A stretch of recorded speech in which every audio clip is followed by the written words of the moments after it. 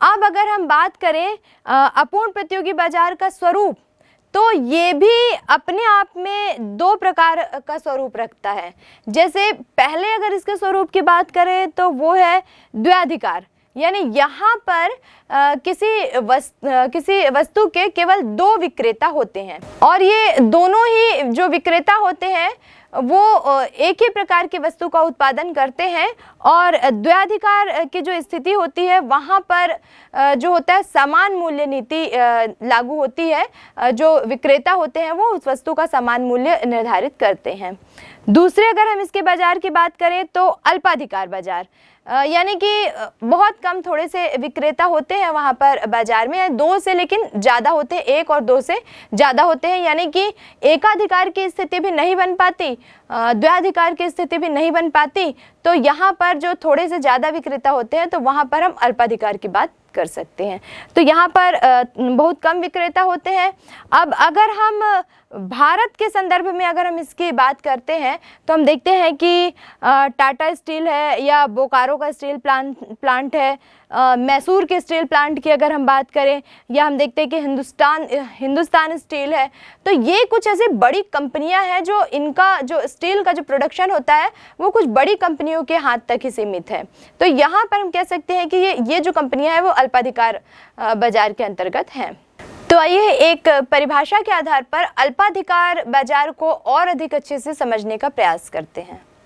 Myers के अनुसार अल्पाधिकार बाजार की उस अवस्था को कहते हैं जहां विक्रेताओं की संख्या इतनी कम होती है कि प्रत्येक विक्रेता की पूर्ति का बाजार की कीमत पर प्रभाव पड़ता है तथा प्रत्येक विक्रेता इस बात को जानता है।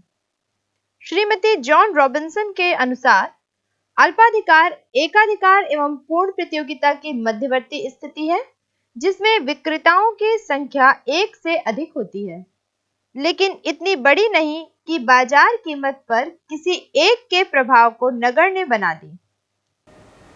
तो आपने देखा कि किस प्रकार अल्पाधिकार बाजार वास्तव में एकाधिकार और द्वैधिकार के थोड़े से आगे की प्रक्रिया है, जहां पर एक या दो विक्रेता ना होकर थोड़े से अधिक विक्रेता होते हैं, लेकिन इसका जो स्वरूप होता है उसमें भी कुछ भिन्नताएं पाई जाती है।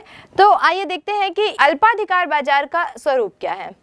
अल्पाधिकार बाजार के स्वरूप की हम बात करते हैं तो पहला जो स्वरूप हमको देखने को मिलता है वो होता है विशुद्ध अल्पाधिकार, जहां पर जो सभी फर्में होती हैं, हालांकि वो दो से अधिक होती हैं, तो जितनी भी फर्में होती हैं वो सब आपस में मिलकर एक ही तरह की वस्तु का उत्पादन करते हैं और वहाँ पर जिन वस्तुओं का उत्पादन होता है उनका मूल्य भी ये सभी फर्में जो उसमें शामिल होती हैं वो मिलकर उन वस्तुओं का मूल्य निर्धारित करते हैं। दूसरे अगर हम इसके स्वरूप की बात करें तो हम देखते हैं विभेद अल्पाधिकार। अब विभेद अल्पाधिकार में सारे लोग मिलकर एक साथ ही वस्तु का उत्पादन नहीं करते, बल्कि अलग अलग फर्में होती हैं और अलग अलग तरह की वस्तु का वो उत्पादन करती हैं। तो यहाँ पर अगर हम कीमत निर्धारण की बात करते हैं तो प्रत्येक फर्म जो उनका उत्पादन लागत आया है, जो उनकी टेक्नोलॉजी है, उसके आधार पर वो वस्तु के कीमत का निर्धारण करते हैं। तीसरे अगर हम इसके प्रकार की बात करें तो हम देखते हैं सामूहिक अल्पाधिकार। यहाँ पर भी बहुत सारी फर्में आपस में एक साथ मिलकर किसी वस्तु का उत्पादन करती है और यहाँ पर जिस वस्तु का उत्पादन होता है उनमें जितने भी उत्पादक होते हैं उनका समान हस्तक्षेप रहता है, या हम कह सकते हैं कि कीमत निर्धारण में उन सबका समान रूप से सहयोग होता है, या एक समझौते की नीति यहाँ पर लागू होती है। अगले अगर हम इसके प्रकार की बात करें तो हम देखते हैं कि आंशिक अल्पाधिकार, यानी कि वस्तुओं के उत्पादन में जो इनका सहयोग होता है वो आंशिक रहता है।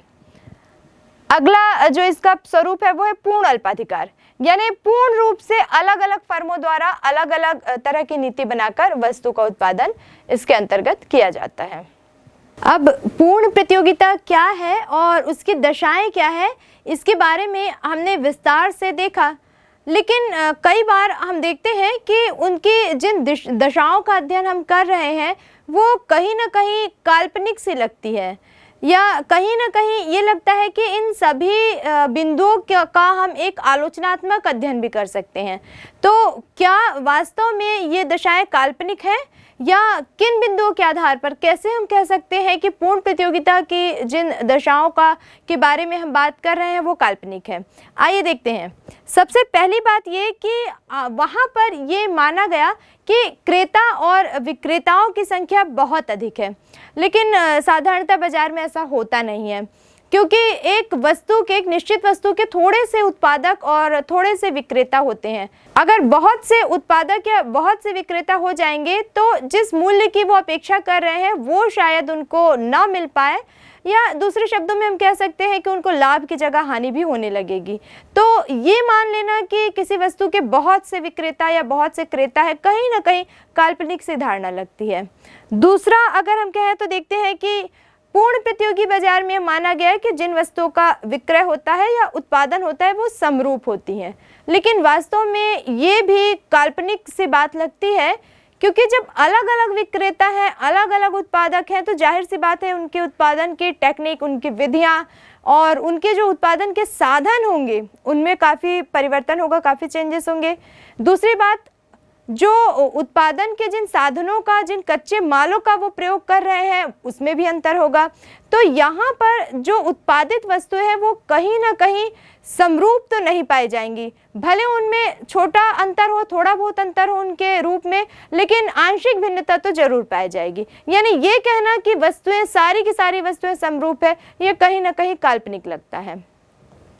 तीसरे अगर हम इसकी दशा की बात करें तो हमने देखा कि यहाँ पर फर्मों के स्वतंत्र प्रवेश और बहिर्गमन की बात की गई, लेकिन वास्तव में ऐसा होता नहीं है।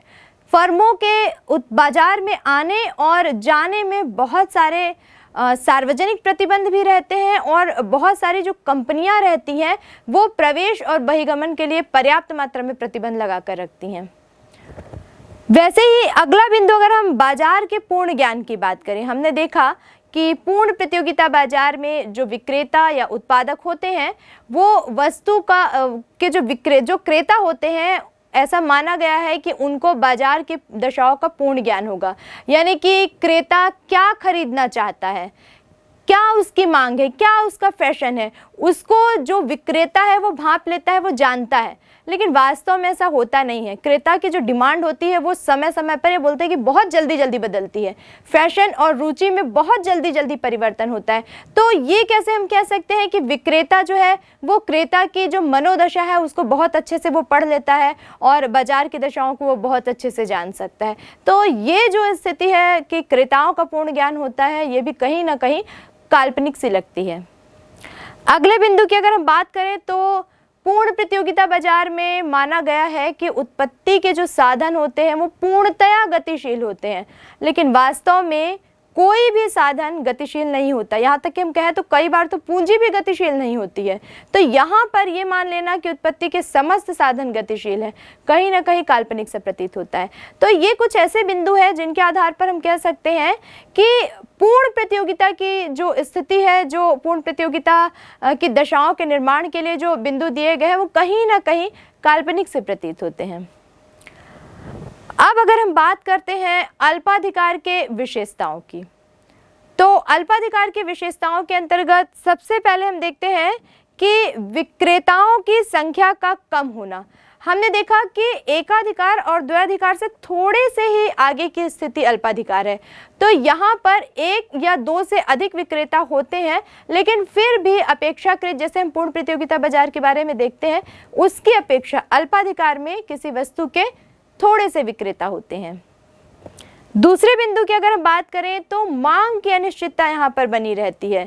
यानी कि अब क्योंकि विक्रेताओं की संख्या बहुत कम है तो वो बहुत आसानी से इस बात का अंदेशा नहीं लगा पाते कि वास्तव में वो जिस वस्तु का उत्पादन कर रहे हैं भविष्य में उसकी मांग कितनी होने वाली है, बढ़ने वाली है या घटने वाली है। यानी हम कह सकते हैं कि मांग की अनिश्चितता हमेशा बनी रहती है।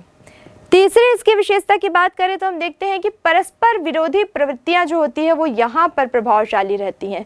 एक या दो से तो अधिक हो गए विक्रेताओं की संख्या अलग अलग है, तो उनमें जो दशाएं होती हैं वो कई बार सहयोग की भी होती है और कई बार विरोध की भी होती है। तो यहाँ पर विरोध की प्रवृत्ति भी बनी रहती है।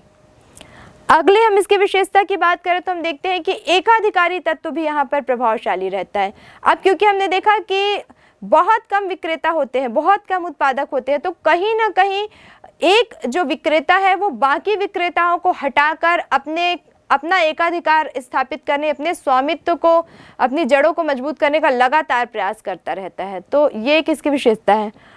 अगली अगर हम बात करें इसकी विशेषताओं की, तो हम देखते हैं कि कीमत स्थिरता बनी रहती है। अब क्योंकि जितने विक्रेता हैं वहाँ बाजार में, वो सब आपस में मिलकर बाजार के में जो जिन वस्तु का विक्रय किया जा रहा है उसकी कीमत का निर्धारण वो करते हैं। लेकिन क्या होता है कि कई बार ऐसा होता है कि वस्तु की मांग और पूर्ति में काफ़ी परिवर्तन आता है, लेकिन फिर भी उस वस्तु की कीमत स्थिर बनी रहती है, स्थायी बनी रहती है। अगली इसकी विशेषता की बात करें तो यहाँ पर फर्मों का प्रवेश और बहिर्गमन जो होता है वो थोड़ा सा कठिन होता है। जैसे कि हमने पूर्ण प्रतियोगिता बाजार में पढ़ा था कि वहाँ क्योंकि बहुत प्रतियोगिता अच्छी खासी पाई जाती है, वहाँ पर फर्मों के प्रवेश और बहिर्गमन पर कोई प्रतिबंध नहीं होता। लेकिन अगर हम अल्पाधिकार बाजार की बात करें तो अपेक्षाकृत यहाँ पर थोड़ा सा कठिन होता है बाजार में किसी नई फर्म का प्रवेश लेना या बाहर निकलना। अगले अगर हम इसके पॉइंट की बात करें तो हम देखते हैं कि यहाँ पर विज्ञापन और बिक्री को प्रोत्साहित किया जाता है। जैसे कि हमने पूर्ण प्रतियोगिता बाजार में देखा कि वहाँ पर जो व्यय होते हैं वो उनमें विज्ञापन और विक्रय व्यय शामिल नहीं होते, लेकिन यहाँ क्योंकि वस्तु को उत्पादित स्थल से निकाल कर बाजार तक लाना है तो विज्ञापन और विक्रय के व्यय भी इसके अंतर्गत शामिल किए जाते हैं। तो ये तो थी विशेषताओं की बात। अब हम देखते हैं एकाधिकारी प्रतियोगिता क्या है। एकाधिकारी प्रतियोगिता अगर हम वास्तव में इसको देखें तो ऐसे लगता है कि एकाधिकार में तो वास्तव में केवल एक ही विक्रेता होता है, तो यहाँ पर तो प्रतियोगिता की बात ही नहीं आती है। लेकिन एकाधिकारी प्रतियोगिता की जब हम बात करते हैं तो यहाँ पर हम देखते हैं कि ये जो स्थिति बनती है ये कहीं ना कहीं पूर्ण प्रतियोगिता और विशुद्ध एकाधिकार, यानी जहाँ सिर्फ एक उत्पादक है और जहाँ बहुत से उत्पादक है, इन दोनों के बीच की स्थिति को ये दर्शाती है। आइए प्रोफेसर चैम्बरलेन की परिभाषा से एकाधिकारी प्रतियोगिता को और अच्छे से समझने का प्रयास करें। प्रोफेसर चैम्बरलेन के अनुसार व्यवहार में न तो पूर्ण प्रतियोगिता पाई जाती है और न ही विशुद्ध एकाधिकार, बल्कि इन दोनों के बीच की स्थिति पाई जाती है। वास्तव में व्यवहारिक जीवन में बाजार में एकाधिकारी प्रतियोगिता की स्थिति पाई जाती है। तो आपने देखा कि किस प्रकार प्रोफेसर चैम्बरलेन ने भी ये माना है कि जो एकाधिकारी प्रतियोगिता होती है वो हालांकि उसमें जो विक्रेता होते हैं वो पूर्ण प्रतियोगी बाजार से कम लेकिन विशुद्ध एकाधिकार से ज़्यादा होते हैं, इसलिए वहाँ पर प्रतियोगिता की स्थिति का बन पाना वाजिब है। तो यहाँ पर जब हम विशेषताओं की बात करते हैं, एकाधिकारी प्रतियोगिता की विशेषताओं की बात करते हैं, तो कुछ मूल बिंदु जो निकल कर सामने आते हैं वो है सबसे पहला कि यहाँ पर विक्रेताओं की संख्या अधिक होती है। पूर्ण प्रतियोगिता जितनी ना भी हो तो भी एक से तो अधिक होती है, ऐसा माना है। दूसरी इसकी विशेषता यह है कि यहाँ पर जिन वस्तुओं का उत्पादन होता है उनमें निकट स्थानापन्न वस्तुएं होती हैं, यानी उनके स्थान पर हम दूसरी वस्तु का लगभग उसी तरह की वस्तुओं का उत्पादन करने के लिए, विक्रय करने के लिए बाजार में उनको प्रस्तुत किया जा सकता है। तीसरी विशेषता की जब हम बात करते हैं तो वस्तुओं में उत्पादन विभेद रहता है। अब जाहिर सी बात है कि बहुत से उत्पादक हैं, बहुत से विक्रेता हैं, अलग अलग विधियों का प्रयोग किया गया है, तो कहीं ना कहीं उत्पादन भिन्नता जरूर आएगी। अगली विशेषता की बात करते हैं तो हम यहाँ पे देखते हैं कि यहाँ पर भी पूर्ण प्रतियोगिता की तरह ही किसी फर्म के प्रवेश या बहिर्गमन की स्वतंत्रता पर जो प्रतिबंध है वो बना रहता है। उसी तरह हम एक और इसकी विशेषता देखते हैं कि जितनी भी फर्म होती हैं उनमें उनको जो है कीमत निर्धारण के लिए सामान्य रूप से उनके हस्तक्षेप की संभावना बनी रहती है, यानी कि 2-3 जितनी भी फर्म है, फर्मों की संख्या अपेक्षाकृत कम होती है, लेकिन जब कीमत निर्धारण की बात आती है, वस्तु की कीमत को निश्चित करने की बात आती है, तो सभी फर्में जो होती है वो समान रूप से सहयोग करती हैं। अब हम बात करते हैं बाजार के तीसरे स्वरूप यानी कि एकाधिकार बाजार की। जैसे कि नाम से स्पष्ट है कि एकाधिकार यानी किसी एक व्यक्ति का अधिकार। एकाधिकार यहाँ दो शब्दों से मिलकर बना है, मोनोस और पोलस। मोनोस को अगर देखें तो मोनोस का जो अर्थ है वो है अकेला और पोलस का जो अर्थ है वो है विक्रेता। तो जाहिर सी बात है कि यहाँ से स्पष्ट हो जाता है कि ऐसा बाजार जहाँ किसी वस्तु का केवल एक ही विक्रेता होता है। एकाधिकार बाजार के स्वरूप को बहुत अच्छे से समझने के लिए आइए हम कुछ अर्थशास्त्रियों की परिभाषाओं का अध्ययन करते हैं। प्रोफेसर लर्नर के अनुसार एकाधिकारी का अभिप्राय उस विक्रेता से है जिसकी वस्तु के लिए मांग का वक्र गिरती हुई रेखा के रूप में होता है। प्रोफेसर थॉमस के अनुसार विस्तृत अर्थ में एकाधिकार शब्द वस्तुओं या सेवाओं के किसी भी प्रभावपूर्ण कीमत नियंत्रण को व्यक्त करता है, चाहे वह मांग का हो अथवा पूर्ति का। लेकिन संकुचित अर्थ में इसका प्रयोग उत्पादकों तथा विक्रेताओं के एक ऐसे संघ से होता है जो कि वस्तुओं तथा सेवाओं की पूर्ति कीमत पर नियंत्रण रखता है। प्रोफेसर बोल्डिंग के अनुसार विशुद्ध एकाधिकार एक ऐसी फर्म होती है जो किसी ऐसी वस्तु का उत्पादन करती है जिसका अन्य फर्मों द्वारा उत्पादित वस्तुओं में कोई प्रभावपूर्ण स्थानापन्न नहीं होता है। तो आपने देखा कि सभी अर्थशास्त्रियों का मानना है कि कहीं ना कहीं एकाधिकार बाजार किसी एक ही व्यक्ति के द्वारा चलाया गया बाजार होता है, जहां बाजार के पूर्ण जो ताकतें होती है वस्तु का कीमत निर्धारण, मांग या पूर्ति, सब पर किसी एक व्यक्ति का ही पूर्ण नियंत्रण होता है। अब अगर हम बात करें एकाधिकार बाजार की विशेषताओं की, तो जैसे कि हमने इसके अर्थ में देखा, वे सारे बिंदु इसके विशेषताओं के अंतर्गत आते हैं। जैसे इसके सबसे पहली विशेषता है कि किसी वस्तु का बाजार में एक विक्रेता या एक ही निर्माता होता है।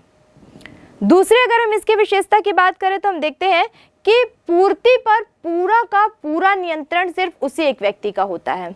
यानी अगर किसी वस्तु की मांग किसी समय में बाजार में बढ़ जाती है तो उसकी पूर्ति केवल वही एक व्यक्ति कर सकता है जो उसका विक्रेता है। तीसरी अगर हम इसकी विशेषता की बात करें तो इसके यहाँ पर बाजार में जिन वस्तुओं का विक्रय किया जा रहा है लगभग उसके निकट स्थानापन्न वस्तुओं का अभाव रहता है, तभी तो वो व्यक्ति उस पूरे बाजार पर एकाधिकार स्थापित कर पाएगा। अगले हम इसकी विशेषता की बात करें तो हम यहाँ पर देखते हैं कि कीमत निर्धारण की जो शक्ति होती है वो पूरी की पूरी उस एकाधिकारी विक्रेता के हाथ में सीमित हो जाती है। अगली इसकी विशेषता है कि यहाँ पर नई फर्मों के प्रवेश और बहिर्गमन पर पूर्णता प्रतिबंध रहता है। अगर कोई नई फर्म वहाँ पर प्रवेश कर जाती है तो कहीं ना कहीं एकाधिकार का जो अस्तित्व है वो पूरी तरह से समाप्त हो जाता है। वैसे ही एक इसकी और महत्वपूर्ण विशेषता ये है कि यहाँ पर कीमत विभेद का बहुत महत्वपूर्ण स्थान नहीं रहता है, क्योंकि कीमत के निर्धारण का पूरा अधिकार केवल उस वस्तु के विक्रेता या उसके उत्पादक को ही होता है। पूर्ण प्रतियोगिता एवं एकाधिकार बाजार में अंतर। पूर्ण प्रतियोगिता बाजार में हम देखते हैं कि वस्तु की अनेक फर्में होती हैं और उद्योग और फर्मों में अंतर होता है, लेकिन एकाधिकार बाजार में केवल एक फर्म होती है और उद्योग में और फर्म में कोई अंतर नहीं होता, जैसे कि हमने देखा कि इसे ही एक समूह मान लिया जाता है। पूर्ण प्रतियोगिता बाजार में एक फर्म का उद्योग की पूर्ति पर कोई नियंत्रण नहीं होता। ऐसा इसलिए भी होता है क्योंकि यहाँ पर वस्तु के बहुत से विक्रेता होते हैं, लेकिन एकाधिकार बाजार में क्योंकि एक ही विक्रेता या उत्पादक होता है, इसलिए यहाँ पर पूर्ति पर पूरा नियंत्रण होता है।